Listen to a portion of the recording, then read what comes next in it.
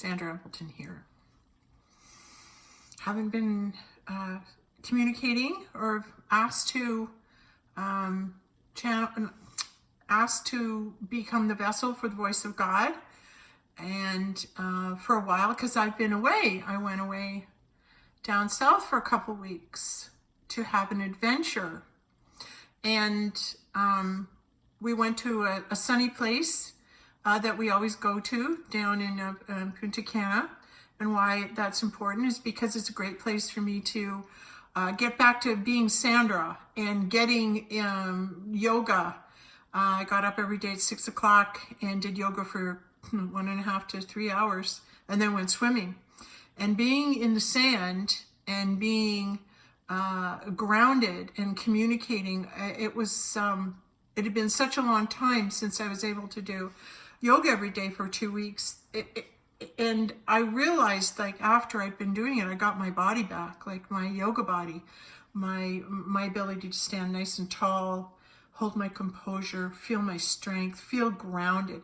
And in the morning, there'd be so many people along the shoreline waiting for the sun to come up.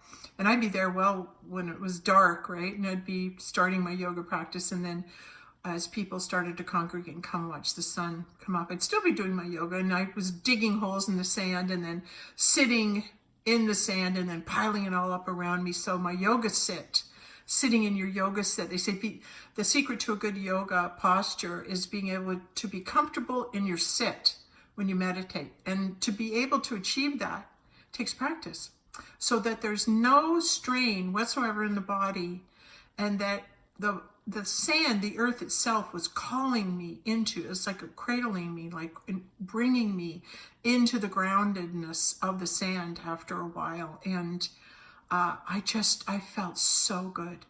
And then I take my chair and I go up to the ocean and put it and let the waves come in over my feet. No one else was doing this. And they're all walking by, like, like I call it the parade. Everyone's walking on the beach, and I sit there and I look at the parade and I see time eternal in everyone, because they're just walking. They're just walking. Some are going this way, some are going that way. But I call it the parade because it's never ending. It never stops. It's ongoing, just like we are. And then the native Indian, the good red road, you always leave the earth in good shape for the next people to come along. And it's so evident. It's like your time here is 2 weeks for a holiday, and then back you go, and then it's somebody else's turn.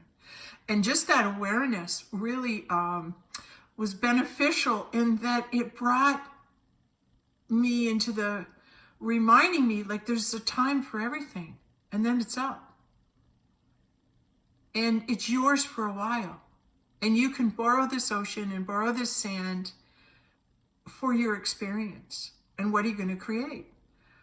And usually when I'm up north by the water, by the lake, and in the sand, I love putting music on and then walking down the beach and singing, and sometimes if there's no one around, I'll dance.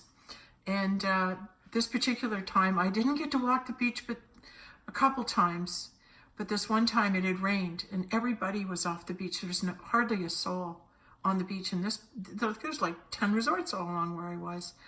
And I realized no one was there, and I was walking along and just singing. And then the one song came on by James Bay, which is Hold Back the River, and I can't stop myself when I hear that, and I start dancing. And I was just dancing and dancing and just allowing the joy. And I was aware that I was seeding the universe. I was aware that I was seeding the universe with joy. I was seeding the universe with joy. And I had that knowledge of it. And so when I looked back, after the song was over, I saw the footprints on the sand, and then I wrote joy. And to have that knowing that the universe is working through you. And the same with that meditation in the morning. And I don't know if you ever saw The City of Angels, and they have all the angels come, and when the sun comes up, they're all standing there, and then they meet again when the sun goes down. And just watching everybody, I was reminded of the angelic presence we have on the planet as the sun comes up and we start a new day. It was so beautiful to see all the souls gathered to honor God and the creation of the sunrise. It was spectacular. And I love being present, and I love being in the awareness of it. And I'm sharing this with you. I had some really cool spiritual experiences, and one of them was I started to read a biography of a yogi. Now, I have had that book on and off over the last 8-10 years and never read it. Given it to people, bought it, misplaced it, can't find it, bought it again, still got it with me, but never opened it. I've been reading things like Joel S. Goldsmith, and 7 years ago when I went down to the same resort, I took Joel S. Goldsmith's Lost Between Two Worlds, and I brought it again 7 years later, the same book. Not the exact same book because I gave it away, but that Living Between Two Worlds. And I put that every day out for people to read. And the same with the autobiography of a yogi. I had those books on saving my spot on the chaise lounges and stuff. So people could walk by and feel the presence of Yogananda and could feel the presence of Joel Goldsmith. So I have been studying and working with a number of masters who are no longer with us, but who all showed up with me on the beach. And I have been communicating. As soon as I got down there, Jack Cornfield was there. Like, it was like a life coach. And I'd be on the beach meditating, and I'd hear Jack Cornfield speaking to me, and he would sit right here over my left shoulder, and he'd start talking to me. And he's somebody who I've recently started to follow and listen to because I love his voice. And I think I started in September. And I mean, if I could take a life coach on my holiday to help me to work on my progression, my intention of to become reach that state of enlightenment, having him to be able to come would have been my dream. But here he is anyway. Here he is anyway, there with me the whole time, talking to me and speaking to me and helping me get back into my body and coaching me. And then just so grateful for that. And then the visualization, I hope you can just picture this, try and picture this. I'm in the sand, buried in the sand, sitting there in yoga mudra posture, and there's Jack Cornfield. And then all of a sudden I'm hearing behind me Dr. David Hawkins. Now, Jack Cornfield is still alive, but Dr. David Hawkins is not. And then the next thing I know, sitting beside him is Joel S. Goldsmith. And then there, down about 4 lounges down, Dolores shows up. And then on my right, I see Sai Baba. And then after Sai Baba comes Buddha. And Buddha bounces in and sits. So you have to imagine this. I'm sitting on the beach. Here's Jack Cornfield sitting on this side for me. And then I've got Christ enter into me. So Jesus shows up. And then I've got the Sai Baba, the Buddha. And then behind them, I got David Hawkins, Joel S. Goldsmith, and Dolores Cannon. These people have all passed. But they all showed up. And they showed me them, and they talked, they spoke to me. And their presence was with me. And I got to tell you how much I love Dr. David Hawkins. Like, he's my dad. In a past life, he's been my father. Because he comes and he shows up. He comes and he shows up. And he's so funny. He's sitting behind me. He's got the big, the blow-up round circles and the mat, the float rafts and the rubber duckies and the balloon things. And he's sitting behind me like he's on holidays in his bathing suit, and he's cracking these jokes at me all the time. And I just love him so much. He is so right on point with absolutely everything he taught us. I'm amazed that man walked the earth, and more even amazed that even though his physical body has left us, his energy and spirit has not, and he is right there with me. And then Dolores Cannon, she's hysterical. She's there sitting watching me do yoga, and then I'm saying to her, well, you're going to sit with me and be with me today, Dolores? No, I don't like the beach. I like the pool. I'll be up at the pool. And so Dolores parks her butt up on one of the chaise lounges by the pool. okay? And I can talk to her anytime I want, but she doesn't want any part of the beach, which is hysterical for me. She's such a personality, right? So she's with me. So there's something that I realized about myself, that if I had these beings with me, why are all these master beings being with me? So finally one day I decide I'm going to read and open the book and start reading the part about miracles on the autobiography of yoga. I read that book on one afternoon, like early, or like maybe Wednesday or Thursday afternoon after I got there, like 3 or 4 days in. And the next day I went to meditate. And as I'm sitting here with all these masters, who shows up right in front of me but Yogananda? And I see him. And I go, oh my God, guess who else is here? Because I opened the book and I invited him in, and I wasn't able to do that until this moment. Because he was there because I had reached a certain vibrational frequency in my practice that he could come in. He could finally bring his energy and spirit into my field, because something had switched when I went down and was doing my yoga every single day and meditating. And I also had the awareness that I was the presence of God where I was. And everyone who I met, and everyone who, like, not everyone, most people I met, most people that worked there that I came in contact with, I say, hey, how are you? My name is Sandra. What's your name? And then even though they're waiting on you, they tell you your name. As soon as you ask them their name, they light right up. They just light right up. And it's like, oh, you care about me? You recognize me? You're not treating me as a slave? I got news for everyone who lives down in the islands. That's their home. We're lucky to get to go visit. And I would share that with them. This is your home. Thank you for letting me come and stay here. And they look after you when you're there. They bring you drinks. They make you food. Where's our gratitude? Where's our gratitude to these beautiful individuals? So going back to the beach and everything, after all the Ascended Master shows up, I received my pearls of wisdom. If you watched my video before, I received my pearls of wisdom. Before, at Christmas, I received the awareness that this was pearls of wisdom are awarded to you along your progression. Same with all the Ascended Masters that can connect with you. And I'm hearing David Baum speak up saying I'm there too. But I didn't, Alan Watts and David Baum are two of my favorite guys too. I heard a little bit from Alan Watts. Joseph Campbell, Alan and Joseph and David Baum just didn't show up as much as the other ones. I kind of felt their presence, but they're physical, like to be able to see them and talk with them.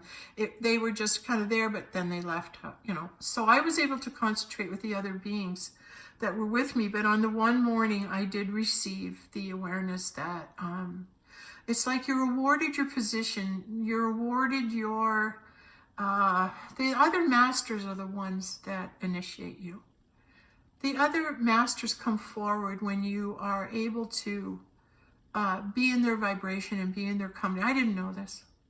Remember I said, if you've watched videos of mine, I said, oh, if I were to create the perfect world, I'd live on a beach in Hawaii, and my neighbors would be Dr. David Hawkins and Alan Watts and Dolores Cannon and Joseph Campbell, and all these wonderful people would be my neighbors and my friends. And that was my heaven. That's what I was creating in my heaven. And now it was happening. They were there. I had manifested them into my time, into my space, into my awareness, because they're the people that I wanted to hang out with, and they showed up. But the one day when Yogananda showed up was the day I received that I'm the Mother Goddess and to wear these pearls of wisdom, and only these pearls of wisdom. And Christ had his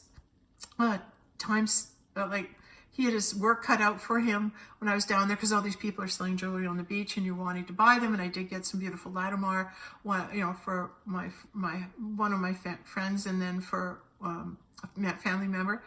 And I wanted to have one too. And I was debating on and off about this beautiful, just solid balls of Latimar necklace that kept coming to me and then not. And then I was thinking I was going to get it, and then it didn't come to me. And I was hearing, you're only to wear this from now on. This is pearls only, and this is your it's like your identification, you've been initiated into the club, and this is your sign, and you're to only wear this. And when I tried to buy that jewelry, there's Christ going, don't do it, don't do it. Well, you stubborn girl, you're arguing, why do you think you're not wearing Latimer, even though it's beautiful and you've had it on most of the day because you want to feel the energy of it. And I did. I was debating whether to get it. Then I found out there was a crack in it, and I had to, just the whole sales thing didn't feel good. So I just let it go, and I released it, and I let go of that. And it's the argument in us. It's the argument where we're being told only wear this, and then I argue with it and try and buy other jewelry. Why is that? Because I'm not understanding the sanctity. I'm not appreciating and understanding the honor of what has transpired for me. I'm arguing, and every time you go in the argument, you're saying, are you sure, God? I know I should only wear this, but what about this? What about this? So here's the honor. You're being given this as a sign of your graduation into Mother Goddess, and you're being recognized as this, as the Holy Grail, as the Mary Magdalene. You're being given this honor and recognized as it, and now you want to put something else on. And I don't know why it was such a struggle for me, because the temptation kept coming to me. And then my twin flame, Christ was there going, what did we say? And I went to buy them, and I go to my room, and guess what happened? The safe locked. I was going to actually buy the Latimar, not listening to the honor, and when I get to my room, the safe's locked, and I can't get my money out. For sure, it's true. It actually happened. And so all these things were coming to me saying, and I argued. Why do we do that? Why is it that when we hear and trust our first voice that we hear, which is God, and the second voice is the argument, and it's strong, and it's doubtful, puts doubt in your mind. It argues with the first word because it wants you to go into fear and doubt, and then follow fear and doubt and not do what you're told. And I'm guilty of it because I did that. I argued with the honor, and it was just my something I have to let go, something that's coming up as you work towards that enlightenment, that mastership, is the listening for the first voice and obeying it without the argument. Just listen to the first voice and obey that the God compass, that first God voice, and then stop arguing, right? Just stop arguing and just listen. So I'm still on my journey. I'm still learning. I'm still making mistakes, but good things are coming. Okay, here's another great spiritual story that happened to me down there. So we were leaving on the Monday, and the Saturday night, my husband wasn't feeling so good, so he was resting, and I said, I'm just going to go for dinner, get you some soup, and bring it back. And then I'm hearing, well, what am I going to wear tonight? And I said, I don't know. And then I started getting dressed, and I put on white underwear, white bra, white pants, and a white top with my pearls. And I'm saying, why am I wearing white? It was just like, I'm wearing all white tonight. And then I had a colored jacket, but I put over top, go to the restaurant, sit down, take off my jacket, and I'm starting my dinner. And I look up in the hallway, and there's this woman in white. She's lovely, this dark-skinned woman, beautiful skin, beautiful hair. She's all in white. And I go, oh, I wonder if there's a bride here. I wonder if there's a bride, if there's a wedding and they're coming to eat dinner in here. I thought, oh, that'd be great, and I keep my eye on her kind of. And, enjoying my soup. And then the next thing I look up, and this woman's coming towards me. And not only her, but there's all her friends. All dark-skinned women, all in solid white. And believe me, it was quite a scene. And every single one of those girls had white on, and only white. Now, what are the chances of that? And here, I'm dressed in only white. Well, I can't take it, right? So, I'm there for 5 minutes, maybe 10 minutes going, what's going on? What's going on? That's a real phenomenon. Like, I mean, it would be a lovely sight to see, but the fact that I'm in white, something's going on. There's a connection and I don't know what it is. So I put down one of my bites of food and sat down and I'll come back, finish this later. I get up and sure enough, they're seated right behind me, exactly behind me, right behind my back, like my past, right? They're all, I just got that. So they're all from my past and they're all seated behind me. And I look at them all and I say, and I saw one of them went up. Before I got up, one of them went up and left. She was on her phone and left the building, left the restaurant.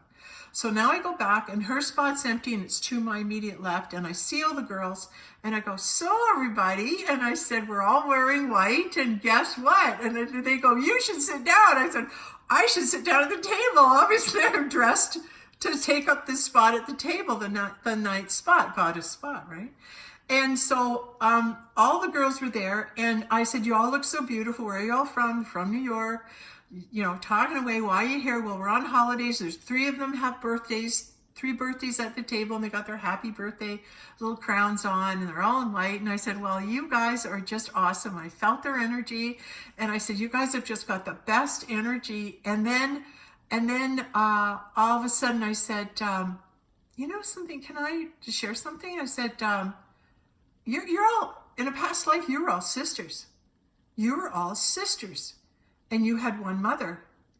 And you were all sisters. And that mother you had, I said, you're special. There's something about you as sisters that are on the planet at this time, coming together like this. And I said, you've got a purpose on the planet right now because the love you share for one another as sisters is what the planet needs. And you came together this lifetime and reconnected because we need that energy on the planet. And I said, you're very important people and you have a very important purpose on the planet. And they looked at me and I was like, I said, I hope that's okay to say that. And they said, yeah, oh no, that's great. You know, they're saying, that's no problem. And all of a sudden I said, and here I am, and I show up, and I'm wearing white and mother pearls. And I went, oh my God, I'm your mother. I'm your mother. And I was just like, I got body goosebumps just telling you. I was their mother. And there's like 9 vessel virgins. Like there's 9 virgins, 9 women as brides of Christ at the table behind me from my past, and here I am. And then Spirit reveals, no, I'm their mother. And it was a reunion. And these were all my daughters. Oh my God, as soon as I got that, I went around to each and every one of them and hugged them. And whatever message Spirit came through to tell them, I said it. And yeah, I just felt the first one, she was on her phone and she wasn't able to be present. I just could feel her. She couldn't hear what was happening. And then the next girl and the one beside her, she had lots of good energy. And there's a lot of beautiful souls and eyes smiling back at me. And the last one here, she was so smart. I said, you're so smart. And she knew she was smart. And I said, bring your intelligence. We need your intelligence. And I just hugged them all because I was given the awareness. These were all my children. These were all my daughters, and they're all back. So there's a connection there. And that was just amazing that spiritual thing happened. Just amazing. And I had more happen. But I recognized I met a couple goddesses, these big, beautiful, dark-skinned women coming in and showing themselves, and their energy was just bursting with beautiful goddess frequency. And I had to go up and tell them that I saw that they were goddesses. Because often we look at bigger women and we discount them because we've been programmed not to be able to identify and love the goddess when she shows up, because the goddess shows up as a bigger woman, like a Buddha. And when we've been programmed only to think thin is beautiful, we're going to miss the goddesses. You'll miss them. You won't understand to go to them and ask their wisdom and seek their wisdom, because the big, beautiful Buddha goddesses are the ones that are showing themselves. And they need to be loved and reminded that they carry the wisdom, and those are the ones we go to. I hope people can remember that. So and now that'll lead me to the next one, which was the last day I was there. Well, I wanted to tell you about the one lady that showed up about after a week and a half, showed up one morning at 6 o'clock on the beach. She had a hat on and it's dark out and she's fuddling around on the beach. And I said, hey, and she goes, hey. And I said, well, what's up? And I said, I'm here doing yoga. Oh, I do yoga. I love yoga. I said, you do? Oh, yeah, she'd done it for 18 years. Her name was Deanna. She was French. And she was just lovely. And I said, well, this is, I've been developing Mother Goddess Yoga, and it's based on the figure 8. And I drew a figure 8 in the sand. And I said, it's really easy. All you do is just move your hips and move yourself into the sign of eternity. You move your body and your whole being into the sign of eternity, the center point being the 0 point, the still point. And I said, that's your center. And I said, would you like to learn? And she said, sure. So I started teaching the figure 8. And oh my God, she really had trouble with it. She couldn't do it. And I'm going, oh my God, why is she not getting this? This is the simplest thing in the world. It's just doing the figure 8 with your hips. Just move into it. Move yourself into the sign of eternity. And your hands start to flow. And you go into this posture, right? And your body starts flowing. She couldn't do it to save her soul. And then, of course, having taught yoga for so long, all of a sudden I hear, meet the student where she is. Meet the students where they are. And I went, okay, so we got to backtrack and go to what she can do and begin there. So we started with that. We ended up doing yoga for like an hour. We couldn't leave each other because we just kept wanting to talk because we were in such a high vibration. And then we were there for an hour and a half, and then she ended up going. When we were meditating, she left, and I got to meditate a little longer. But I was well aware that Yogananda was showing me that my students will come, and I got my first yoga student because I haven't been teaching in person for a long time, just online. And I miss teaching because I love people and I love their energy and I love their vibration and I love the energy we create together when we're in that zone, that awareness zone. So it was awesome getting my first teaching experience after so long, and I felt it was a reward. And then the last day I'm there and I'm going to go do yoga my last morning, and I walk out and I get a chair and I put my Living Between Two Worlds by Goldsmith, my Yogananda, I put that out and I walk down the beach. And all of a sudden it was like, hey, how are you? And I turn and there's these two big, beautiful goddess souls sitting on the beach, on their on the chaise lounges. It's like 10 after 6 in the morning. It's dark. And I'm going, hey.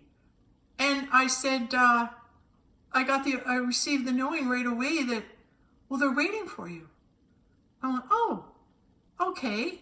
And I said, aren't you guys just beautiful? They were resonating intelligence. They were resonating. Their field was just so it was like Tweedledee and Tweedledum. I'm down the rabbit hole, and here's the Tweedledee. And I didn't realize till later it was mother-daughter because it was dark. All I saw was their youth and their beauty in the dim light. And then as the sun came up, I started to realize that one was a mom, right? But we ended up talking, and I ended up sharing with them the story of the book of the 500 and collecting the 500 souls.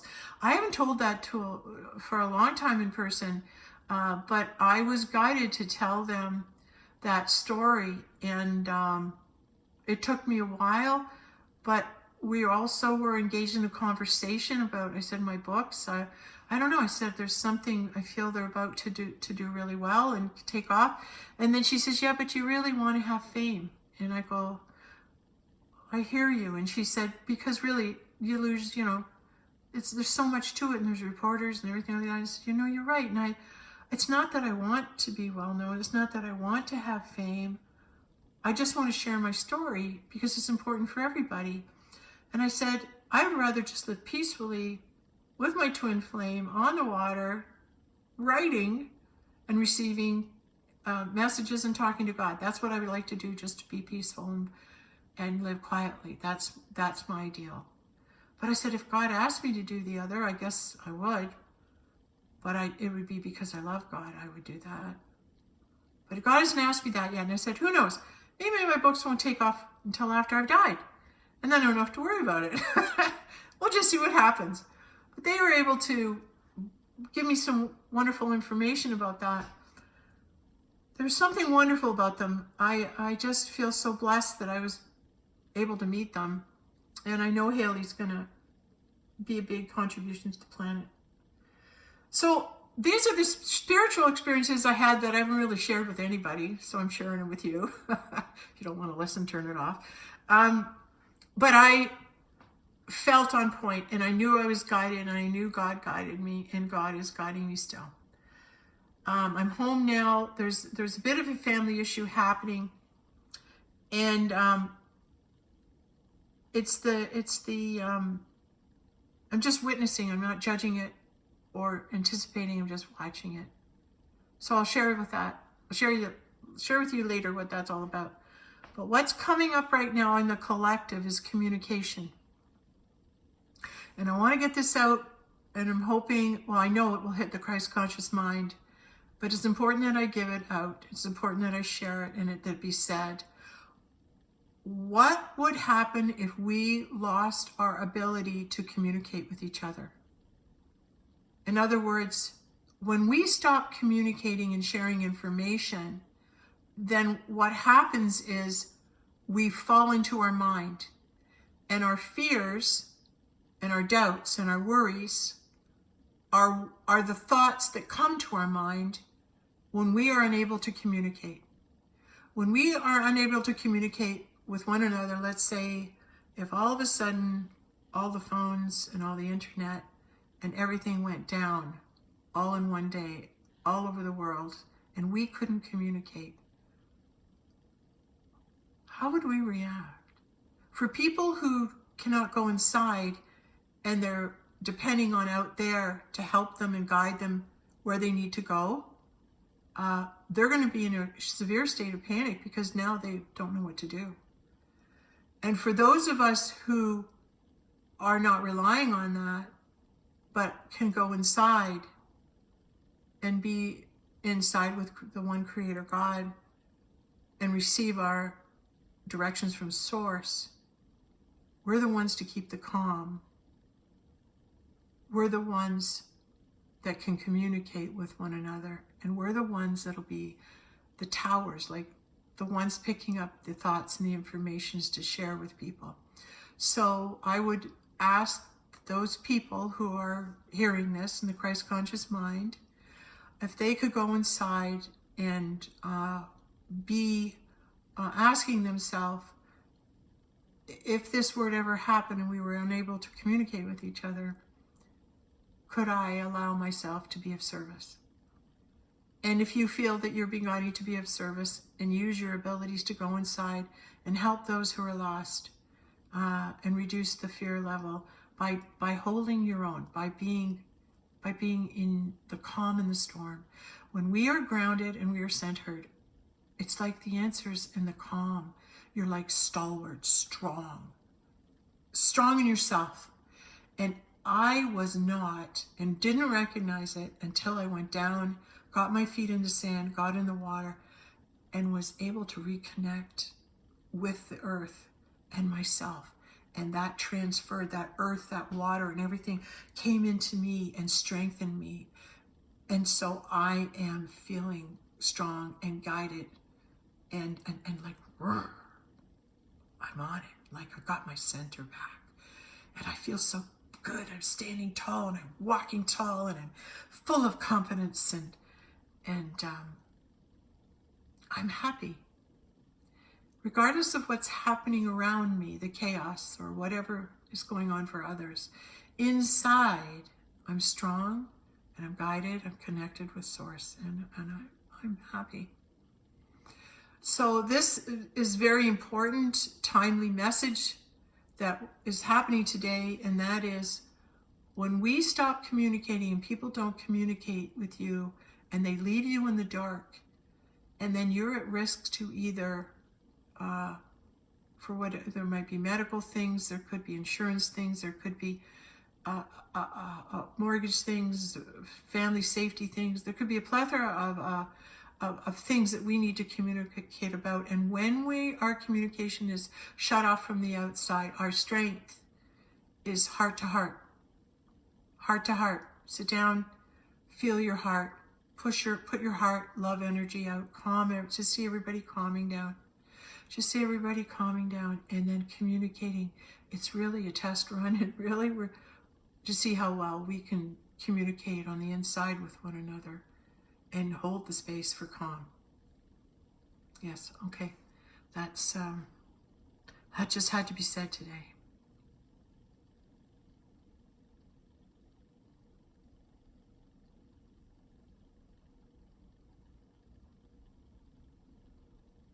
I don't know. There's some other stuff going on. I'm a big fan of Lady of the Forest 444. I'll endorse her. She just came on with a video on Valentine's Day about the light and the flash and about a couple that would conceive a Christ figure. And I struggled with that. My first reaction was, no, I don't believe it, because I know my story, I know what's happening. And then I turned it off, and then there's light language coming through me. There was a Chinese Ming Dynasty king coming through, speaking to me, and then there was this singing, and I just went into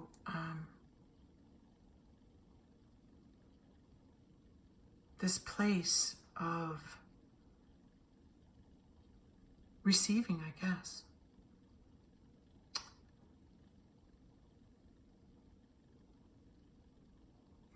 I lost my train of thought there.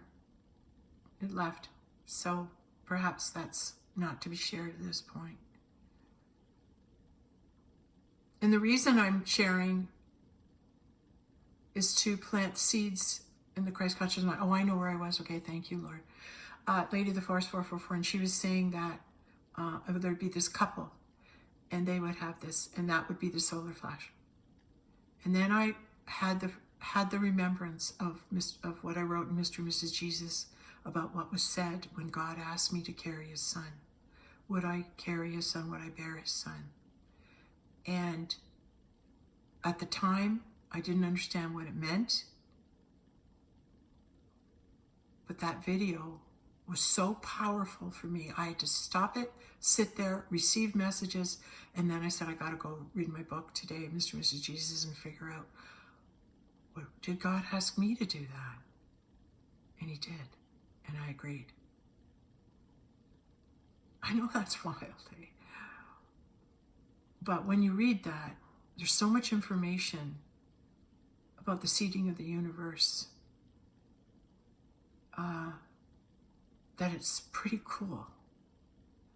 So again, if you're guided to read it, but I had to reread it, and now I know that there's a good chance Lady of the Forest is an angelic presence, because she speaks to angels. It makes sense she would be one. And that she was giving me a divine annunciation, because I am expecting the return of the Christ. And when he does come and we come into union, that just very well could be the solar flash. And in that solar flash, the conception of the Son of God on earth for everyone. And if there's a physical being, then that too is a miracle, isn't it? Like, don't worry about it unless it happens. And if it does, on my front, gonna let you know. But, because I'm going to myself, nobody watches these videos anyway. Nobody. Who's nobody? Christ. Because when they went into the tomb, there was no body. After 3 days, they went in and there was no body. So when I say nobody watches these videos anyway, Christ does. I think that's hilarious. It makes all so much sense, doesn't it? Don't you love it when the puzzle pieces fall? I do. I just like, what? Especially with those girls down there. Okay, I'm going to keep it short. I'm going to go now because I think I've said everything I meant to say. But it's really good making a video again today. I felt really doing this. I didn't know whether it was happening or not, but the universe cleared the space. And when the energy came in about communication, and if the communication is cut off, we'll go inside. And we, as the beings of the Christ present on earth, the God beings, the royalty, those that are here to help mankind, Palladian, Venetian, Arcturian, wherever, Syrian, we're all here to help mankind in a way that they need our help, which is we can communicate from inside. So just bring this into your awareness and see how it works for you. And also was given a little piece of information. I watched the Y Files, and they were sharing this information that the Knights Templar found an actuary, which is a box that holds the bones of the royal family. And they were saying in this one actuary, they said were the bones of Mary Magdalene, John the Baptist, and Christ, and the children she had with both John the Baptist and with Christ. And that would make her the Holy Grail, wouldn't it? Because she was God's presence on the earth. And I also will make reference to the fact that a number of years ago, I received a knowing unfoldment that John the Baptist carried the energy of the Son of God. And when it was to be transferred from him, it would go into another body. In other words, if the Christ were to die, be crucified, head cut off, whatever reason that body that vessel is no longer necessary, the energy is always transferred to another body to hold that Christ conscious presence on the planet at all times.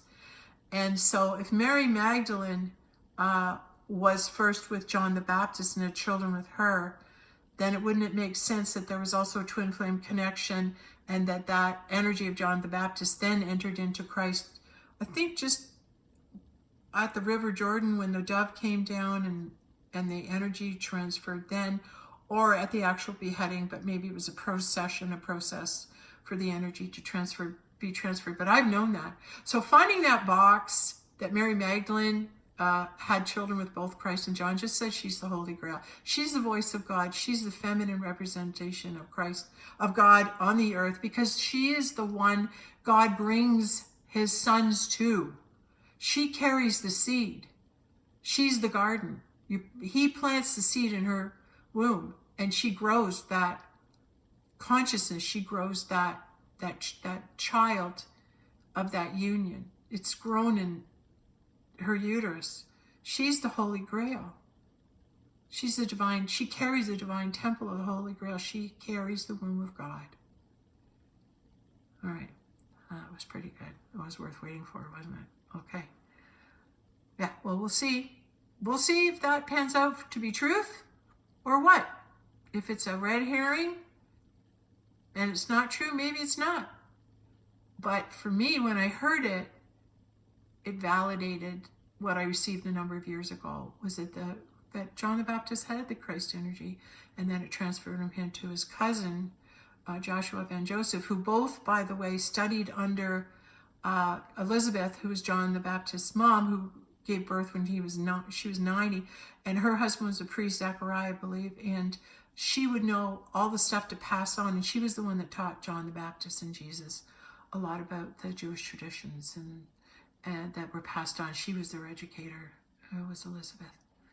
Yeah, mother to John the Baptist. And that energy went through. She must have had the knowing, because the day that I took Jesus Christ, Dave McEachran up to meet Elizabeth, who was John the Baptist's mother and real person, that was the day. That was August 8th, and the 8th month, the 8th day, and the Lionsgate portal, and that was when he knew for sure that he was the Christ on that day after meeting Elizabeth. That's profound, and that's in book 5. Hasn't been edited, hasn't been released, but there's talk of that in that book too. Okay, I'm just letting you know where to find things in the future.